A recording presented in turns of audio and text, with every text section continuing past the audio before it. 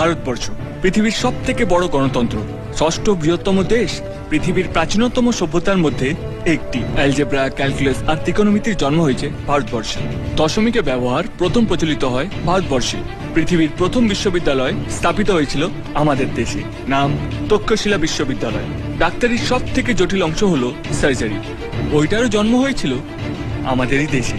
Martial arts, হ্যাঁ, এমনকি আপনাদের প্রিয় দাবা খেলার জন্মও আমাদেরই দেশের মাটিতে। আপনারা যে ইংরেজি ভাষা নিয়ে এত গর্ব করেন, সেই ভাষার বহু শব্দ আমাদের প্রাচীন সংস্কৃত ভাষা থেকে নেওয়া। ভারতীয় রেল পরিষেবা পৃথিবীর সবচেয়ে বেশি কর্মসংস্থান করে থাকে। ভারতবর্ষ পৃথিবীর 90টি দেশে সফটওয়্যার রপ্তানি করে থাকে। ভারতবর্ষের সেনাবাহিনী পৃথিবীর তৃতীয় বৃহত্তম। তবু আমরা কোনো দেশকে আক্রমণ করি না, তার কারণ এই দেশ মহাত্মা গান্ধী, রবীন্দ্রনাথের দেশ। এই দেশের শান্তির বাণী ছড়িয়ে পড়েছে সারা বিশ্বে। এই দেশ সিবি রমন, সত্যজিৎ রায়, অমর্ত্য সেনের দেশ, যাদের জ্ঞানের